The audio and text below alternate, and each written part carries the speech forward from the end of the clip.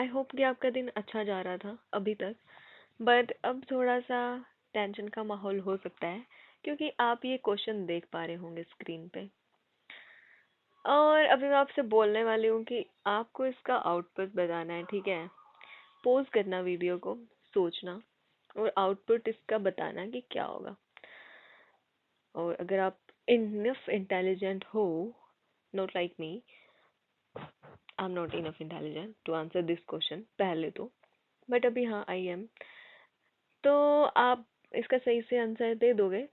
Comment कर सकते हो आप आंसर, या अपने मन में ही बोल सकते हो और रिग्रेट कर सकते हो बाद में कि ओ माय गॉड मुझे तो ये भी नहीं आता, ठीक है। तो लेट्स सी। पोज कर लिया, आपने आंसर दे दिया होगा। आई होप कि सही दिया हो। तो आपको व्यर्थ है ये आपके लिए वीडियो देखना, मत ही देखिए आप। लेकिन अगर आपका आंसर है कि ये तो बहुत इजी है, ये तो पेरेंट पी, तो इसमें ऑब्जेक्ट बन रहा है चाइल्ड का, तो ये तो चाइल्ड का राइट और रीड रन हो जाएगा और आंसर तो बहुत इजीली आ जाएगा, उसमें क्या दिक्कत है। बट यू आर रोंग बडी, ऐसा बिल्कुल नहीं होगा अगर आपने ऐसा सोचा है तो, ठीक है। और आगे हम जाएंगे, सीखेंगे कि ऐसा क्यों नहीं होगा, इसका आउटपुट क्या होगा। ये आपको बाद में सरप्राइज मिलेगा एक छोटू सा, बट यस। तो उसको सीखने के लिए इसको, ये पहले इस क्वेश्चन को सॉल्व करने के लिए हमें चाहिए कि हमें इन दो तीन कंसेप्ट का पता हो। पहला रेफरेंस टाइप, दूसरा ऑब्जेक्ट टाइप और तीसरा कि इनहेरिटेंस के केस में मेथड की जो कॉल्स होती हैं वो रिजोल्व कैसे होती है। जैसे कंपाइलर जो ओवरलोडेड मेथड होते हैं, या जैसे कि हमने एक ऑब्जेक्ट बनाया और उससे हम कोई मेथड कॉल कर रहे हैं, वो कंपाइल टाइम पे रिजोल्व हो जाएगा अगर वो ओवररिडन नहीं है। और अगर वो ओवररिडन है तो कंपाइलर को उसका टेक केयर करना पड़ेगा और वो रन टाइम पे उसको रन टाइम पे बाद में रिजोल्व करेगा। और भाई हम जानते हैं, पहले ये दो चीज़ों का पता लगाते हैं कि रेफरेंस टाइप और ऑब्जेक्ट टाइप क्या होता है, ठीक है। तो यहाँ पे जैसे कि आपको दिख पा रहा है, parent P is equal to new child. तो यहाँ पे अभी हमें फोकस करना है सिर्फ फर्स्ट पार्ट पे, ठीक है। इक्वल के बाद का भूल जाओ, अभी ये नहीं दिख रहा तुमको। तो जहाँ जो ये पेरेंट है ना, दिस इज रेफरेंस टाइप। मतलब जो हम ये ऑब्जेक्ट बना रहे हैं, हम उसको पेरेंट क्लास का रेफरेंस दे रहे हैं। दैट मीन्स कि कंपाइलर को कंपाइल टाइम पे क्या पता है कि मेरे पास है एक क्लास पेरेंट पी, जिसमें कि मेरे को कुछ कुछ मेथड ढूंढने हैं। और अगर मुझे वो मेथड मिल गए तो ठीक है, मेरा कंपाइलेशन डन हो जाएगा। अगर वो मुझे मेथड नहीं मिले तो मैं कंपाइलेशन एरर थ्रो कर दूंगा, ठीक है। यही हमारे कोड में हो भी रहा है कि हम पी डॉट रीड कर रहे हैं लाइन नंबर 11 पे, जहाँ पे क्या है, वो कंपाइलर चेक करने जाता है कंपाइल टाइम पे कि पेरेंट क्लास के पास तो राइट ही मेथड है, रीड तो है ही नहीं। तो क्या करेगा वो, ऑफ कोर्स कंपाइलेशन एरर ही थ्रो करेगा, वो ये कोड ही रन नहीं होगा, ठीक है। अब हम बाद में जाएंगे रन टाइम पे, ठीक है। फिर हमारा आता है रन टाइम पे object type. This new child is the object type of P. और जब कंपाइलेशन देखेगा कि ठीक है, अभी मेरे पास रेफरेंस तो इन्होंने पी का दिया था लेकिन ऑब्जेक्ट इन्होंने बना दिया है चाइल्ड का, तो अभी कंपाइलर क्या देखेगा कि अब मेरे पास चाइल्ड का भी एक्सेस। और ये बात मैंने क्यों बताई, इधर न्यू ऑब्जेक्ट टाइप भी मैटर करता है, और वो मैटर करता है रन टाइम पॉलीमॉर्फिज्म जब हमारा कॉल होता है, वो कैसे वो काम काम करता है ना। तो देखो, अभी हमारा कंपाइलर कंपाइल टाइम पे जब कोड चेक कर रहा होता है तो वो दो चीज़ें चेक करता है। पहला तो मैंने आपको एक्सप्लेन कर दिया कि पेरेंट में वो देखेगा कि रेफरेंस टाइप में जो हमारे मेथड्स हमने कॉल किए हैं, जो ऑब्जेक्ट हमने बनाया है, वो रेफरेंस टाइप में वो मेथड्स एग्जिस्ट करते हैं कि नहीं करते हैं। अगर वो एग्जिस्ट करते हैं तो हमारा कंपाइलेशन हो जाएगा डन।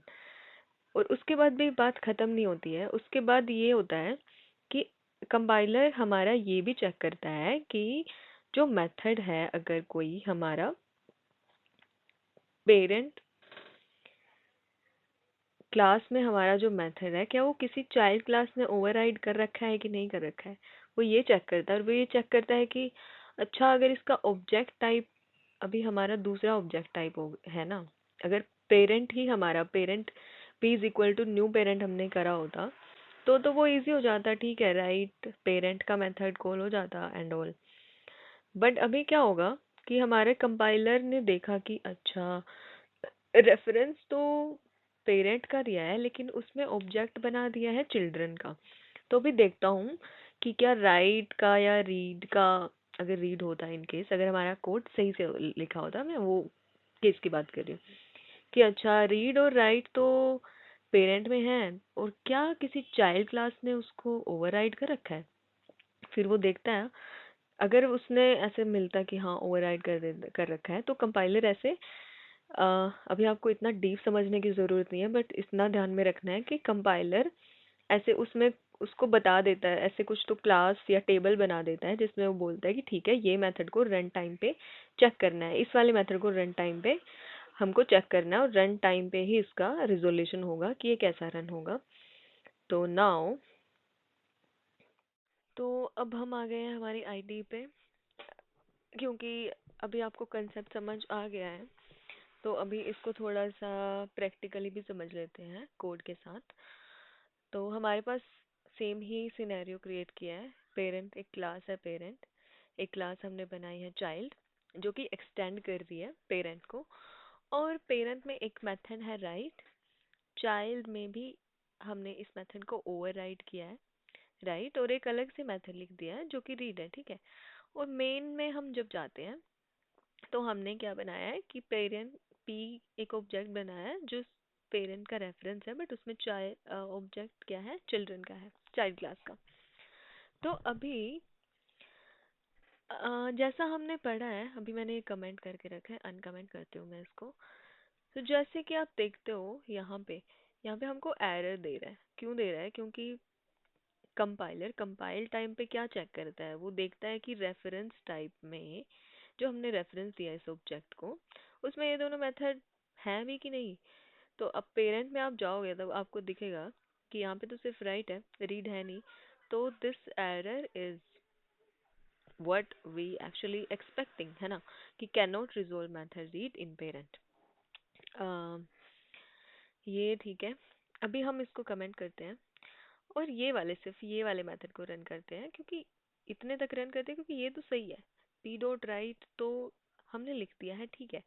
अभी हम क्या एक्सपेक्ट कर रहे हो आप लोग कि पेरेंट पी हमारा, हमने रेफरेंस दे रखा है इसका, चाइल्ड का मेथड ही रन होना चाहिए, है ना, वही होगा, बिकॉज कंपाइलर जो हमारे ओवर रिडन मेथड्स होते हैं उसको रन टाइम पे कंपाइल करता है। अभी एक और करके देखते हैं, अभी हम करते हैं एक रीड मेथड, यहाँ से कॉपी करते हैं और इसको पेरेंट में देते हैं लिख, यहाँ पे चेंज कर देते हैं पेरेंट रीड, ओके। और अभी इसको कर देते हैं अनकमेंट, और अभी हम इसको रन करेंगे तो क्या आप, अभी तो आप गेस, अभी तो गेस कर लेना चाहिए आपको कि क्या इसका आंसर आना चाहिए, ओके। इसको भी हटा देते हैं, ऐसे इसकी कुछ ज़रूरत नहीं है, ऐसे ही लिख रखा है, अरे नहीं लिखना पड़ेगा। लेट्स डू वन थिंग, यहाँ ये एक्चुअली चाहिए हमको, रहने देते हैं इसको, इसका बाद में यूज़ है थोड़ा, बताते हैं आपको। जब हम इसको रन करेंगे तो राइट मेथड हमारा कहाँ से रन होगा, चाइल्ड से, क्योंकि वो हुआ है रन टाइम पे रिजोल्व, ठीक है। लेकिन रीड मेथड हमारा कहाँ से रन होगा, वो होगा पेरेंट से हमारा रन, क्योंकि स्टार्टिंग में कंपाइलर यहाँ पे चेक करता है राइट और रीड, और कंपाइल टाइम पे ही रिजोल्व कर देता है मेथड कॉल्स को, अगर कोई मेथड ओवर रिडन नहीं है हमारे चाइल्ड में, ठीक है। बट अभी हमारे पास क्या है कि ये मेथड तो ओवर रिडन है फिलहाल के लिए, तो क्योंकि हमने रीड तो यहाँ पे भी लिख रखा है ना, तो हमारा केस हमको दिखाना है, तो इसको कमेंट करते हैं, और अब मैं इनको रन करते हैं। अब हमारे पास क्या आ गया कि चाइल्ड का राइट रन हो रहा है और पेरेंट का रीड रन हो रहा है। और अगेन अगर हम इसको अनकमेंट कर देंगे ये वाले को, और फिर से मेन रन करेंगे, तो फिर से हमारे पास क्या आएगा? ऑफ कोर्स दोनों मेथड चाइल्ड के ही रन होंगे, राइट? ये तो अभी हमको समझ गया, अभी ये फंडा तो हमारे दिमाग में गया है, एकदम घुस गया है ये वाला चीज़ तो। और यस, ये अनकमेंट कर देंगे फिलहाल के लिए। और एक और बात, अभी आपको लग रहा हो, अभी आप क्या देख पा रहे हैं कि ये तो ओवर रीडन है, हम एक और सिनेरियो क्रिएट करते हैं, इसको हम कर देते हैं don't just we don't want to override this method, तो हम इसका रेफर ये पैरामीटर टाइप चेंज कर देते हैं स्ट्रिंग से ऑब्जेक्ट। तो अभी क्या दिखेगा आपको, क्योंकि कंपाइलर को पता है कि पेरेंट क्लास में स्ट्रिंग है, और जो चाइल्ड क्लास में फिर वो देखेगा कि राइट मेथड है, बट जो उसका पैरामीटर टाइप है वो अलग है। इसका क्या मतलब है कि मेथड जो है यहाँ पे इस वाले केस में ओवरलोड है, ओवरलोडिंग। ठीक है, ये जो पर्टिकुलर केस है ये ओवरलोडिंग का है, तो ऑफ कोर्स कंपाइलर को इससे फर्क नहीं पड़ता, वो बोलेगा भाई साहब ठीक है, ओवरलोड करो आप जितना मर्जी करना है, हमको नहीं फर्क पड़ता। मेरे को पता है कि अब ये राइट और रीड मेरे को पेरेंट से ही रन करना है, मुझे भड़क लेनी ही नहीं है, मैं रन टाइम पे कुछ चेक ही नहीं करना चाहूँगा, सब कुछ रिजोल्व है, अपन है एकदम बढ़िया। तो अभी हम रन करेंगे और पेरेंट का राइट रन हो जाएगा, ठीक है। और चाइल्ड का रन हो रहा है रीड, बिकॉज हमने उसको कमेंट नहीं किया है, माय बैड, उसको कमेंट करेंगे। और अभी हम रन करेंगे फिर से, तो पेरेंट के दोनों ही मेथड रन हो जाएंगे, ओके। इसके अलावा हम क्या कर सकते हैं? और अगर वेट, अगर हम ये वाला मेथड यहाँ पे नहीं होता, राइट, रीड है इसमें, ठीक है, रीड पेरेंट से रन, तो ये क्या बोलेगा? एरर देगा पहले वाले केस की, भाई साहब आपने मेथड नहीं बनाया है ये, राइट, तो ये बनाना पड़ेगा आपको, ठीक है। तो आई थिंक अभी तक आप लोगों को समझ आ गया होगा कि ओ फॉर मोर, तो इसको लिख देते हैं हम यहाँ पे कि जो हमारा ओवरराइडिंग मेथड, ओवरराइडिंग जो है वो हमारा कंपाइलर रन टाइम पे चेक करता है, ठीक है, रन टाइम पे चेक करता है, सॉरी माय बैड। और जो हमारा ओवरलोडिंग होता है, इनहेरिटेंस के केस में हम स्पीकिंग, मतलब इनहेरिटेंस का ही हम केस पढ़ रहे हैं ना यहाँ पे, तो ओवरलोडिंग जो हमारा होता है वो कंपाइलर कंपाइल टाइम पे, मेरी I am very bad with the spelling, compiler हमारा कंपाइल टाइम पे ही रिजॉल्व कर देता है, ओके। तो ये दोनों बातें ध्यान में रखनी है।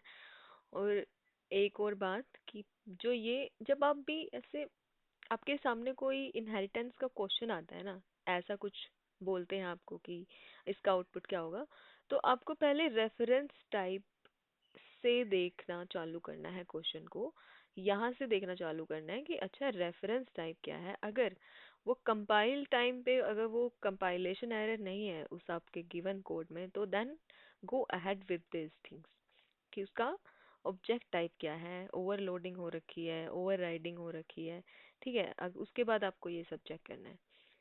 तो आई थिंक ये इतना ही बनने चाहिए क्वेश्चन इस टाइप के। अगर आपको, मैं सजेस्ट करूँगी बट स्टिल कि आप जाओ इसके बारे में थोड़ा, इन क्वेश्चंस को थोड़ा और सर्च करो, आपको मिल जाएंगे काफ़ी सारे क्वेश्चन, और थोड़ा उसको प्रैक्टिस करो, ताकि ये वाला जो कंसेप्ट है ना ये दिमाग में रह जाए आपको। और आई होप कि आप नोट्स भी बना लें, ये दो चार बातें लिख लो, ताकि जब आप कभी दोबारा से रिवाइज करो तो आपका एकदम से ऐसे नहीं लगना चाहिए कि व्हाट इज दिस। अगर आप एक महीने बाद आके देखो ये कंसेप्ट को, तो आपको दिमाग में रहना चाहिए, आप अगर प्रैक्टिस वगैरह करेंगे तो। और यूट्यूब पे तो सब कुछ फ्री है, आप इस वीडियो को कभी भी विजिट कर सकते हैं। And if you liked it, gives me a thumbs up, okay. See you later, bye bye, have a good day.